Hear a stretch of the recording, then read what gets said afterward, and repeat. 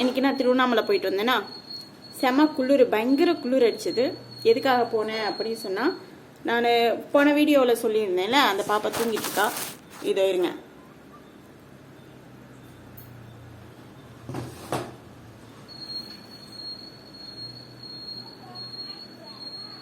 குட்டி அழகி இவ தான். நான் வந்து கெஸ் பண்ண மாதிரியே இவளுக்கு மஞ்சக்காமலை இருக்குன்னு சொல்லிட்டு ராஜசேகர் சார் சொன்னார். அருணாச்சலக்கா பக்கத்தில் டாக்டர் ராஜா சொன்னால, அவர் பேர் வந்து ராஜசேகர் நான் நினைக்கிறேன். ஏன்னா அந்த ப்ரிஸ்கிரிப்ஷனில் வந்து ராஜசேகர் தான் போட்டிருந்தது. அடுத்து வந்து ஒரு மாதம் கழித்து தான் வந்து இவளுக்கு தடுப்பூசி போடணும்னு சொன்னாங்க. இன்னைக்கு கொஞ்சம் அருணாச்சலக்கா பக்கத்தில் எனக்கு ஹெல்ப் பண்ணாங்க. என்னென்ன ஹெல்ப் பண்ணாங்க அப்படின்னா, ஒரு டேப்லெட் ஒன்று கொடுத்தாங்க இவளுக்கு ஃப்ரீயாக. அடுத்தது வந்து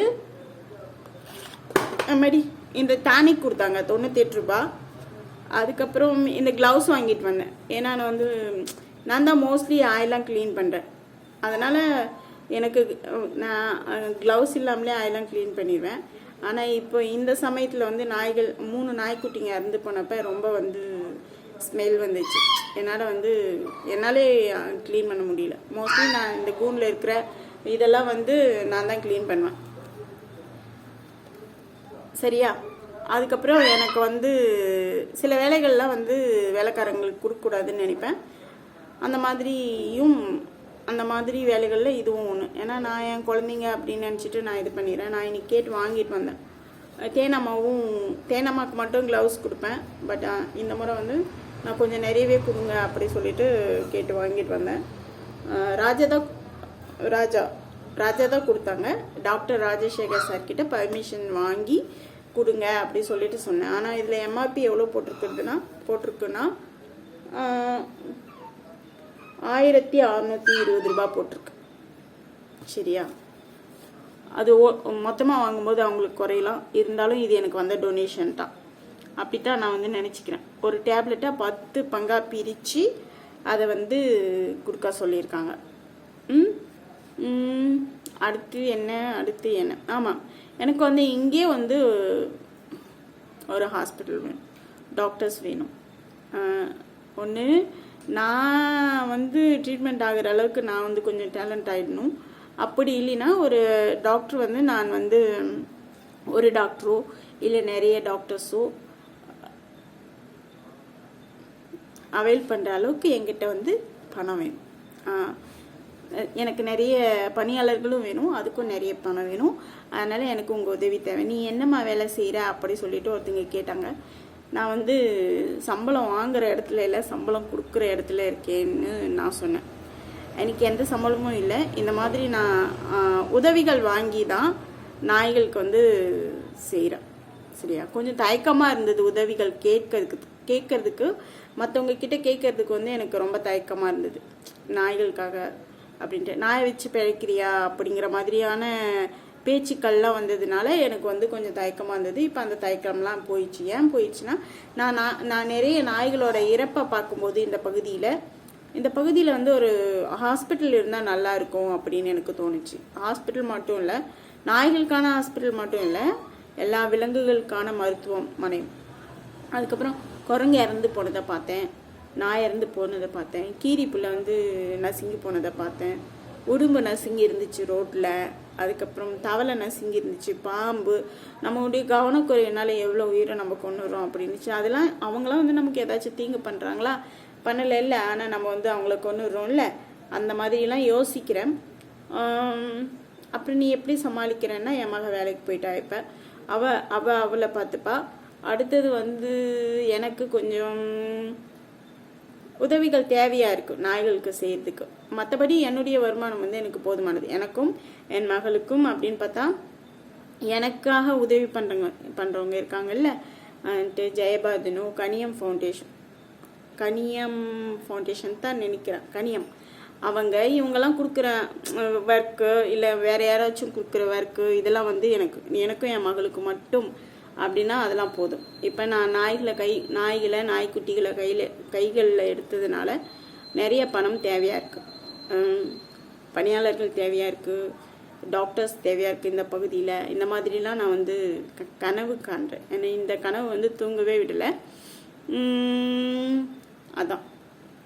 அப்புறம் டாக்டர் ராஜசேகர் சார் பற்றி ஒரு விஷயம் சொல்லணும். நான் ஒரு முறை அருணாச்சல காப்பகம் போயிருந்தப்ப அவர் வந்து ஒரு மாட்டுக்கு வந்து பிரசவம் பார்த்துட்டு இருந்தார். ஆக்சுவலாக அந்த கண்ணுக்குட்டியை காப்பாற்றிடுவாருன்னு நான் நினச்சேன். அவர் என் மனசில் ஒரு பெரிய ஹீரோ மாதிரி அப்போ தோணினார். அப்போ பாண்டியன் வந்து இந்த இதெல்லாம் வீடியோ எடுக்காதீங்க அப்படி சொன்னாங்க. ஆனால் அந்த சமயத்தில் அது வீடியோ எடுத்திருந்தா கூட அதை நான் போஸ்ட் பண்ணியிருந்தேன்னா அது வந்து வேறு மாதிரியான ஒரு கண்ணோட்டத்தில் தான் பார்த்துருப்பாங்க மக்கள்.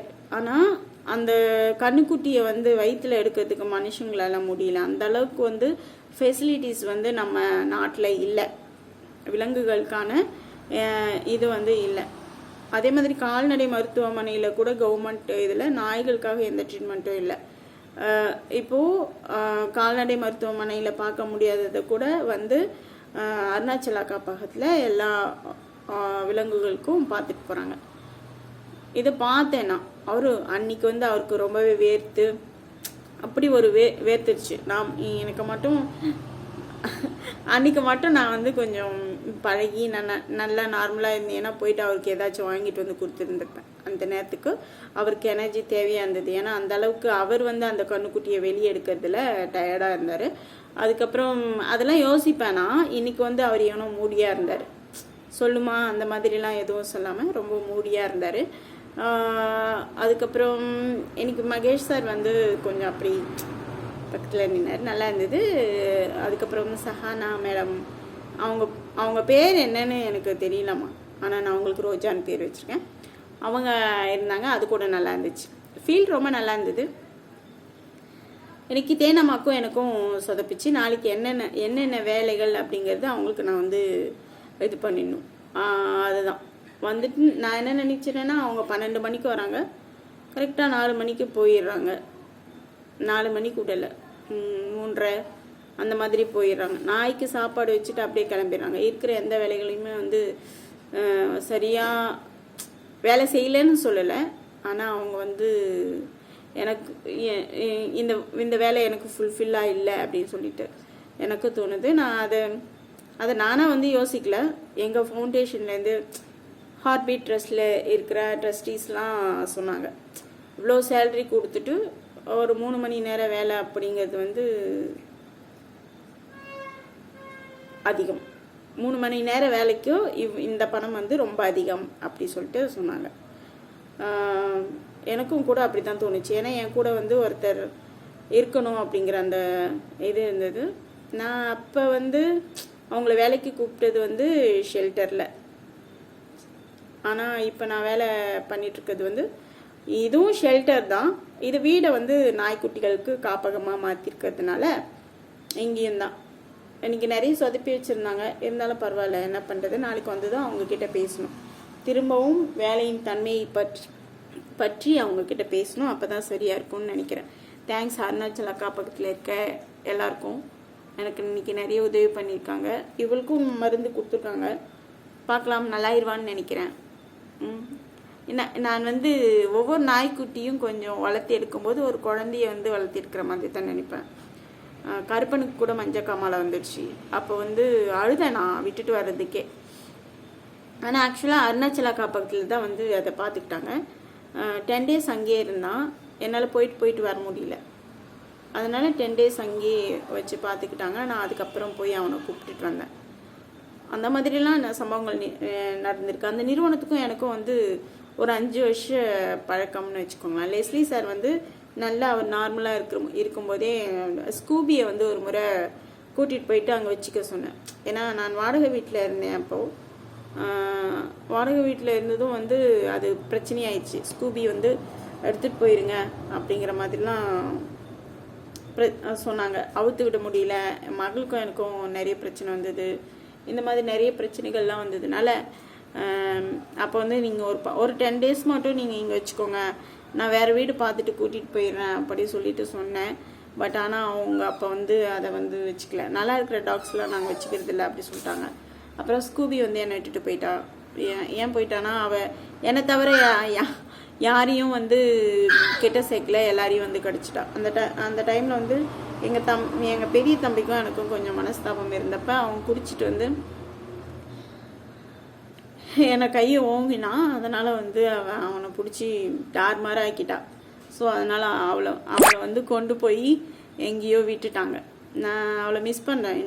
இன்னமும் அவன் என் மனசை விட்டு போகல. நாய் அப்படிங்கிற மாதிரி நாய் குடும்பம் நான் வந்து பெற்றெடுக்காத பிள்ளை அப்படி சொல்லுவேன். அவளை கொஞ்சம் வருத்தம் இருக்கும். கொஞ்சம் ஹெல்ப் பண்ணியிருந்தாங்கன்னா ஒருவேளை அவள் என் கூடவே இருந்திருப்பாளோ அப்படிங்கிற அந்த எண்ணம் இருக்கும். பட் பரவாயில்ல, என்ன பண்ணுறது, அவ்வளவுதான் அப்படிங்கிற மாதிரி யோசிச்சிட்டேன். அடுத்தது அருணாச்சல காப்பகத்தில் வந்து இவளை சின்ன பொண்ணை கொண்டு போய் விட்டுருக்கேன். குட்டி பொண்ணு அவள் எப்படி இருக்கான்னு தெரியல. அவன் நல்லா இருந்தால் கூட்டிகிட்டு வந்துடணும்னு நினைப்பேன். ஆனால் இங்கே வந்து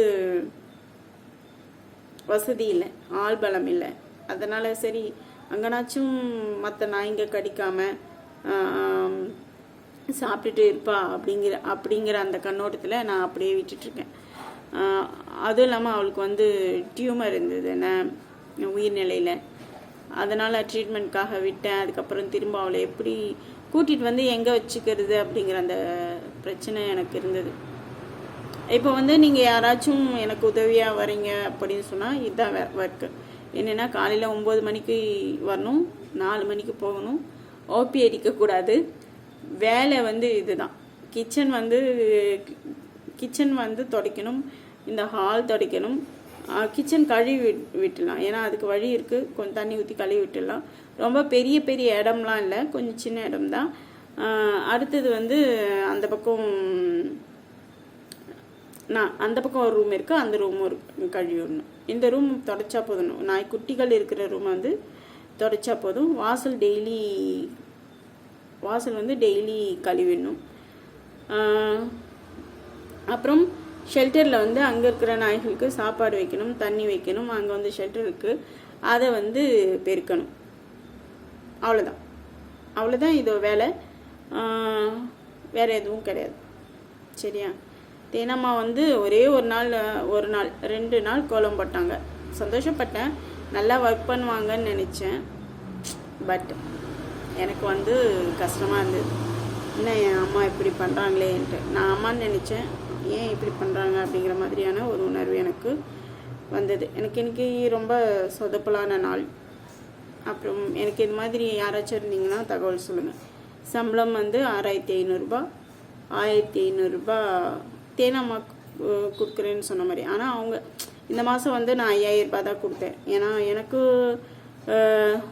எனக்கு அவ்வளோதான் கொடுத்தாங்க எங்கள் அறக்கட்டளையிலேருந்து. அறக்கட்டளைக்கு நீங்கள் தானே ஃபவுண்டர் அப்படின்னு சொல்லாதீங்க. எங்களுக்கு அந்த அறக்கட்டளைக்கு உதவி பண்ணுற நபர் வந்து எனக்கு சப்போர்ட்டிவாக இருக்கிறதுக்காக 5000 ரூபாய் தான் கொடுத்தாரு. நான் வந்து அவர் வந்து என்னுடைய தேவைக்காக அனுப்பின பணத்திலேருந்து 1500 ரூபாய் எக்ஸ்ட்ரா போட்டு கொடுக்கலாம் அப்படின்னு நான் கொடுத்துட்டேன் பஸ் பேருக்கு. இப்போ வந்து அவங்க இன்னும் எக்ஸ்ட்ரா 1500 ரூபாய் கேட்கும்போது நானாக கேட்டேன்னு சொன்னாங்க. நான் வந்து யாரையுமே வந்து வேலை வந்து எவ்வளோ வேலை வாங்குறனோ அதுக்குரிய அந்த பணத்தை கொடுக்கணும்னு நினைப்பேன். ஏன்னா நான் வந்து ரொம்ப கஷ்டப்பட்டு தான் வந்தேன். அதனால் நான் யாருக்கும் வந்து அவங்க உழைப்பை திருடிக்கிட்டு ஊதியத்தை வந்து குறைக்கக்கூடிய அந்த செயலை வந்து நான் எப்போவுமே செய்ய மாட்டேன். அவங்க ஒழுங்காக எனக்கு ஏற்ற மாதிரியான வேலைகளை வந்து செஞ்சுருந்தாங்கன்னா பரவாயில்ல. ஆனால் வந்து அப்போ சமைக்கிறது கூட இது அப்படின்னு சொன்னேன். இப்போ வந்து சமைக்கிற வேலை கிடையாது. எப்போச்சும் சமைப்பாங்க நான் நினச்சிக்கிட்டேன். ஏன்னா அது அவங்களுக்கு கொஞ்சம் டயர்டாகிடுது. நாய்களுக்கான எந்த வேலையும் அவங்களால செய்ய முடியல. ஸோ சமைக்க வேண்டாம் அப்படின்ட்டு. ஆனால் இருந்தாலும் அவங்கள பட்னியாக அனுப்புறதுல எனக்கு விருப்பம் இல்லை. ஏன்னா நான் என் அம்மாவாக நினைக்கிறேன். அதனால் அப்புறம் இன்றைக்கி கூட கோவத்தில் சாப்பாடு வேண்டாம் அப்படி சொல்லிட்டு தான் போனாங்க. சரியா? அதெல்லாம் கொஞ்சம் சின்ன எப்படி சொல்கிறது, கூட வேலை செய்கிறவங்க கூட சின்ன சின்ன மனஸ்தாபங்கள் இருக்கும் தான். அதெல்லாம் எதுவும் சொல்ல. இன்னும் கொஞ்சம் நல்லா ஹெல்ப் பண்ணாங்கன்னா அவங்க கேட்காமலே நான் வந்து அவங்களுக்கு என்ன கொடுக்கணும்னு தோணுதோ அதை நான் கொடுத்துருவேன். அதே மாதிரி தான் வேறு யாராச்சும் வேலைக்கு வரீங்கன்னா வாங்க, ஒழுங்காக வேலை பார்த்தீங்கன்னா உங்கள் உழைப்பெல்லாம் நான் வந்து திருடிக்க மாட்டேன். கொஞ்சம் சகிப்புத்தன்மையுடையவங்க யாராச்சும் இருந்தால் எனக்கு வந்து அவங்க ஃபோன் நம்பர் கொடுங்க, சொற்பநந்தில் இருக்கிறவங்களா இருந்தால் எனக்கு ரொம்ப சந்தோஷம். இல்லை சொற்பநந்திலேருந்து கொஞ்சம் தூரத்தில் இருந்து வரேன்னா அதான் இந்த எல்லா வேலையும் செஞ்சிங்கன்னா உங்களுக்கு வந்து 6500 சேலரி, அதுக்கப்புறம் 1500 பஸ் பேர் கொடுத்துருவேன். அப்புறம் நாய்கள் கூட பழகணும், நாய்களை வெறுக்கக்கூடாது, நாய்களை தீண்டத்தகாதவர்கள் மாதிரிலாம் பார்க்கக்கூடாது. சரியா? யாராச்சும் இருக்கீங்களா? எனக்கு தகவல் சொல்லுங்கள். எனக்கு வந்து என்னை புரிஞ்சுக்கிட்டு கொஞ்சம் சகிப்புத்தன்மையோட வேலை செய்கிற ஒரு நபர் என் கூட வேணும். அவ்வளோதான் இது. அதுக்கப்புறம் திரும்ப என்ன பேசினேங்கிறதே மறந்துட்டேன். சொந்த கதை சோக கதையில் இன்னைக்கு இந்த மாதம் என்னென்ன செலவு அப்படி சொல்லிட்டு பார்த்தா முட்டை வாங்கினது அதெல்லாம் அந்த செலவு கணக்கெலாம் இருக்குது. நான் எழுதிட்டு உங்களுக்கு நான் எடுத்துட்டு இது பண்ணுறேன். இன்றைக்கி தான் பெட்ரோல் காசு மட்டும் போய் கொடுத்துட்டு வந்தேன். என்னென்னா 1200 ரூபாய் 15 நாளில் 10 நாளில் 1200 ரூபாய் ஆயிருக்கு. ஷெல்டருக்கு போனது, அப்புறம் திருவண்ணாமலை போயிட்டு வந்தது. வேறு எங்கேயும் போக மாட்டேன், வேறு எங்கேயும் ஊர் சுற்றலாம் போக மாட்டேன். வேறு சுற்றுற இடங்கள் எதுவும் கிடையாது. கரெக்டாக இந்த மாதம் 15 நாளில் 1200 ரூபாய் ஆயிருக்கு. அதுக்கப்புறம் இந்த 2 நாளில் வந்து 450 ரூபாய் பெட்ரோல் போட்டிருக்கேன். இவ்வளோ செலவு இருக்குது. யாராச்சும் பெட்ரோல் செலவு, பால் செலவு, முட்டை செலவு, அதுக்கப்புறம் சிக்கன் செலவு, இதெல்லாம் வந்து ஏற்றுக்கிட்டிங்கன்னா நல்லாயிருக்கும். சரியா? ஸ்பான்சருங்க நிறைய பேர் இருந்தீங்கன்னா நல்லாயிருக்கும். இது ஒரு குட்டி நிறுவனம் தானே. அருணாச்சல காப்பகம் அளவுக்கு நான் வந்து ரொம்ப வளர்ச்சி அடைந்த நிறுவனம்லாம் இல்லை. நான் இப்போ தான் செயல்படுறேன் நாய்களுக்காக. எனக்கு தேவையாக இருக்குது. இது வந்து நான் ஒரு வேலையாக செய்கிறேன், டெடிக்கேஷனாக செய்கிறேன். எப்படி சொல்லணும், எப்படி வேணால் இருக்கலாம், பொழுதுபோக்காக செய்யலை. இது வந்து ஒரு அடுத்த கட்டத்துக்கு கொண்டு போகிறதுக்காக செய்கிறேன். நாய்களை கொஞ்சிட்ருக்கேன், அந்த மாதிரி தான் நிறைய பேர் நினச்சிட்ருக்காங்க. நான் இது வந்து ஸ்டார்டிங்கில் வந்து ஸ்கூபி எடுத்தப்ப அது வந்து என்னுடைய அந்த ஸ்ட்ரெஸ்ஸுக்கு வந்து ஒரு பெரிய மாற்றமாக இருந்தது. நான் வேலையை விட்டு நிற்க போகிறதுக்கு முன்னாடி தான். ஏன்னா அப்போல்லாம் வந்து நான் ரொம்ப மன சங்கடத்தில் இருந்தேன். அதனால் அது அவ்வளோ ஸ்கூபி வந்து எனக்கு ரொம்ப நல்லா இருந்துச்சு அந்த ஃபீலை. ஸ்கூபி இல்லாதப்ப அதை விட பெரிய ஸ்ட்ரெஸ் வந்துச்சு.